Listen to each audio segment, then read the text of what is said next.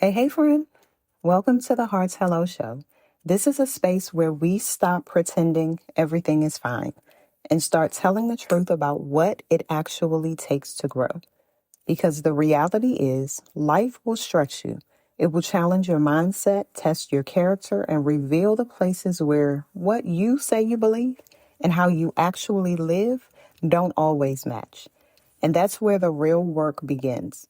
So here we talk about authenticity, faith, personal responsibility, relationships, and the internal alignment required to become who you were created to be. So wherever you are right now, take a breath, slow down, and let's have the conversation your heart has been waiting for. Having options isn't the flex you think it is. Because if you don't have the discipline to choose, your options are actually choosing for you. And that's not freedom. That's avoidance dressed up as control. Hey, welcome back to the Heart's Hello. This space is always going to be about the heart. But as we step deeper into the lane of human compliance, we're not just talking about what you feel, I feel, we feel. We're talking about how to show up, how you decide, how you align or don't align with what you say matters. And today, we're talking about options, not the version that sounds good, the version that tells the truth. So let's start here. Having options in your personal life can feel like power. You've got choices. People are interested, opportunities are open, nothing is forcing you to settle. And at first, that feels freeing. But if you sit with it long enough, you'll notice something else starts to creep in. You start overthinking, you start comparing, you start second guessing. And guess what? You don't fully choose because you don't want to close any doors. You like that gray area. You like to stay in between, half in, half out, entertaining instead of deciding. And if we're honest, that gray space, that in-between space where you think it's peace, it's not. It's noise. And let me say something that might sit a little heavy. Those options don't create confusion. They expose it. Because if you know who you are, if you're clear on what you value, if you're anchored in what you're building, options don't overwhelm you. They get filtered. And when I say filtered, they filter quickly. You make decisions quickly. But when you don't have that internal clarity, everything feels like a possibility and nothing feels like a decision. So you keep things open. You go with the flow. You delay. You tell yourself, I'm just exploring. But underneath that, you're avoiding the responsibility of choosing. And choosing requires something a lot of people don't want to face. Commitment, accountability, going all in. And here's the big one, letting go. And personally, this shows up in ways that's a lot harder to admit. You start looking at certain levels of growth, certain relationships, certain opportunities, certain rooms. Instead of stepping into them, what do? Some, you self-sabotage. Some, you say, that's not for me. That's a little too much. Nah, I'm not there yet. But the truth is, it's not that it's out of your league. It's that you stayed in what was comfortable for so long that growth now feels unfamiliar. And unfamiliar feels unsafe. So you shrink back. You shrink back into what you already know how to manage. Not because it's better, but because it's familiar. So this isn't a capacity problem. It's a discipline problem. Because having options means nothing if you don't have the discipline to decide, commit, and follow through. Some people don't want to choose because choosing means that they can't go back. You can't circle that block. You can't say, you know what, I changed my mind. Choosing means they're accountable to something. Choosing means they have to show up consistently. So instead, they stay in motion without direction, and they call it freedom. Now, let's bring this into the workplace, because this doesn't just stay in your personal life. It follows you, becomes a characteristic trait, becomes a pattern. So the same people who can't choose in their personal life, it shows up at work because you're struggling to prioritize. You're starting projects, but not finishing. You're sitting in meetings instead of executing. You're wanting flexibility, but resisting structure. They want options in their career, but they don't want the discipline that comes with the responsibility. And organizations feel that because businesses don't run on potential, they run on execution. So what happens, leadership steps in. They restructure, they reassign, they tighten expectations. Not because they're trying to control you, but because confusion does not scale. Clarity does. And when you stay in that space too long, when you're not choosing, not committing, not fully stepping in, you don't just stay still, you become complacent. Not because you lack ability, but because you've trained yourself to operate without urgency. You've trained yourself to sit in, I'll get to it. I'm still thinking about it. I'm weighing my options. And over time, that becomes your identity at work. The person who's capable, but not decisive. The person who has potential, but doesn't execute. And let's be clear. Organizations don't promote potential. They move people who move. So this is where human compliance comes in. Because human compliance is not just about rules and regulations. It's about alignment. And your behaviors aligned with what you say you want. Because you can't say, I want peace, and keep entertaining chaos.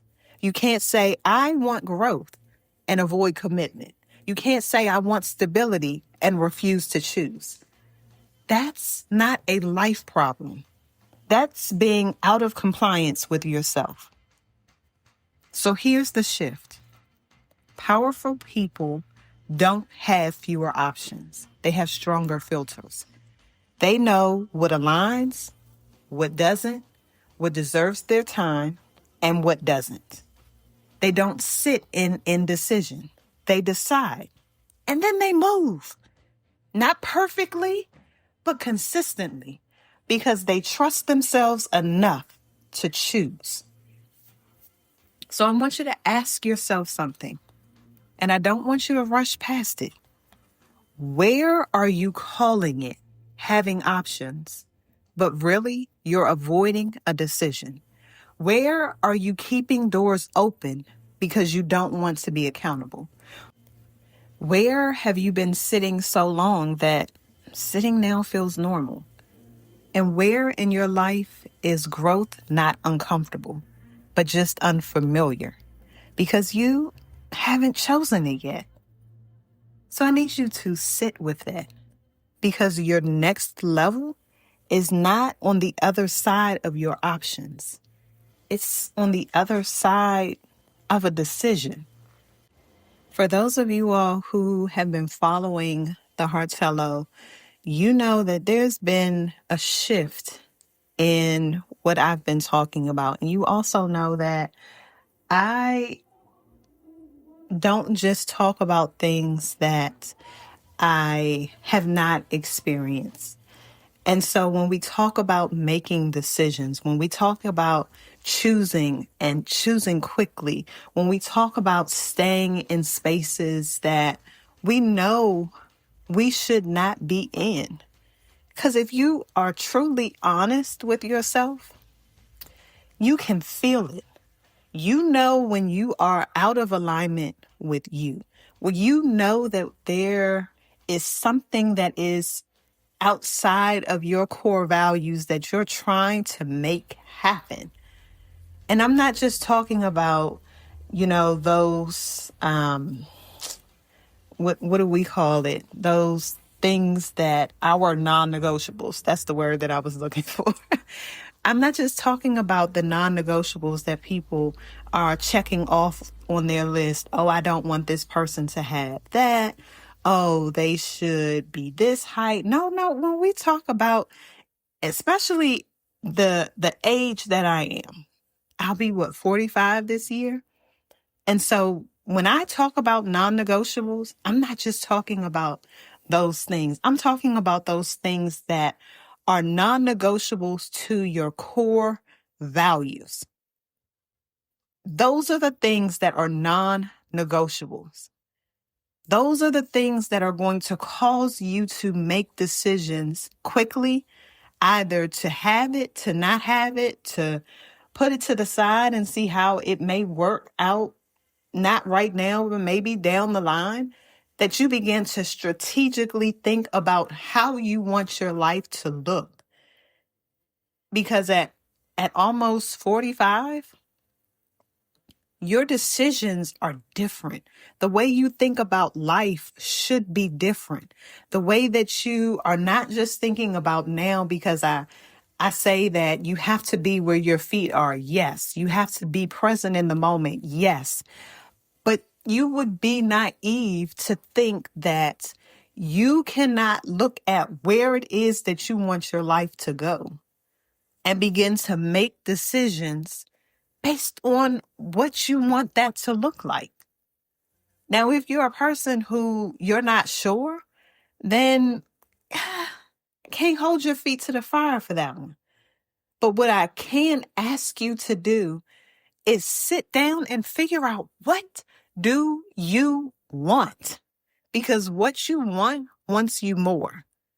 And when you begin to operate your life based on where it is that you want to go, not just what is comfortable for you, not just what is familiar to you, because those things will keep you stuck each and every time, especially in relationships, where you may have people who keep wanting to spin the block and you keep entertaining it. Why? Because you haven't grown enough to realize, I don't want that. And if it didn't work then, 9 times out of 10, it won't work now. But guess what? Most people will entertain it because it's familiar. And so when something shows up that is outside of their norm, that does not actually fit into their box, that they're unsure about personally, in jobs, whatever it may be, wanting to start that business, they begin to reflect on what they have already accomplished. They begin to try to put it into this box that they have already created, not realizing that you can create another box. You don't always have to take what was in one box to put it into another one. What if you started over? What if you realize that this version of you requires a different level? What if you realize that the purpose that you were put here on this earth to do is going to require a little bit of growth?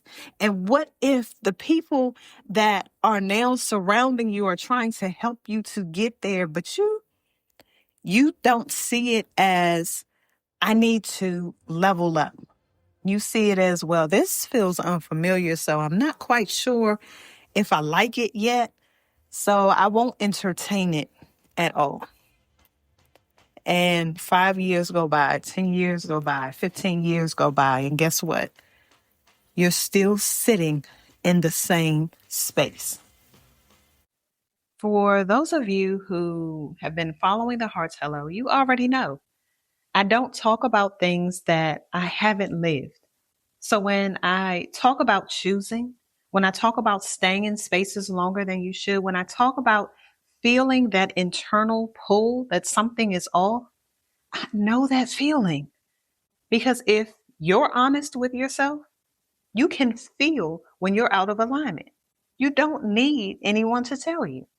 You know when something doesn't sit right with your spirit. You know when something is outside of your core values and you're trying to make it fit anyway.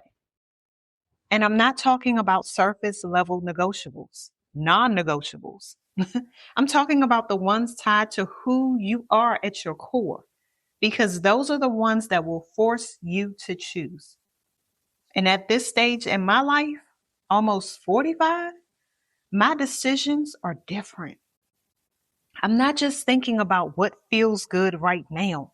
I'm thinking about where I'm going. Yes, you have to be present. Yes, you have to be where your feet are.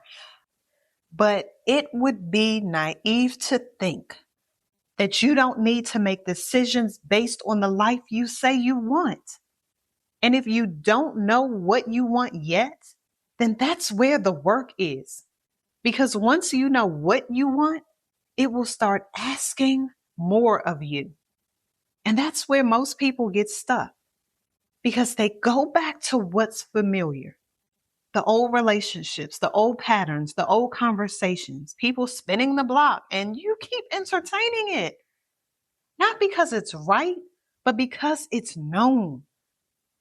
And when something new shows up, something that actually requires growth, here comes your hesitation. Because now you can't rely on who you used to be. See, I've lived this. I was in a 20-year relationship, 14 years marriage, and walking away from that wasn't about waking up one day and deciding I didn't want it anymore. It was realizing I was becoming someone different. And I had to ask myself, do I stay in a space that requires me to shrink, or do I choose the version of me that's growing? That wasn't easy because choosing meant letting go. Choosing meant uncertainty. Choosing meant I couldn't go back to what I knew. But staying would have meant being out of alignment with myself. And it doesn't just show up in relationships, it shows up in work too. Staying in roles because they're comfortable, because you know how to do them with your eyes closed. And at one point, that feels like a flex. But at some point, you have to ask yourself, am I growing or am I just maintaining? Because there's a difference. So I had to learn how to filter what aligns with where I'm going, what doesn't. What am I holding on to because it's right, or what I'm holding on to because it's familiar?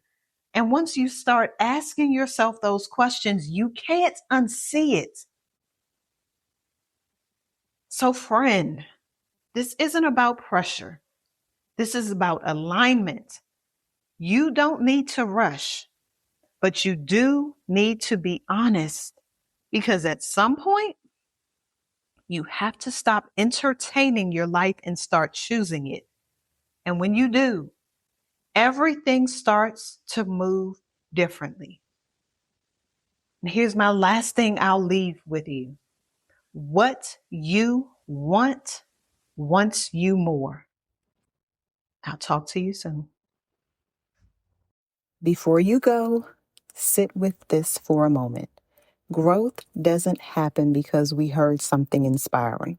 Growth happens when we become honest enough to examine how we're actually showing up in our lives. So take what resonated with you today, reflect on it, and decide what alignment looks like for you. And if this conversation helped you see something differently, share the episode with someone who might need it too. And if you want to stay connected, you can always find me at the Heart's Hello. Until next time, friend, keep choosing truth, keep doing the work, and keep saying hello to your heart.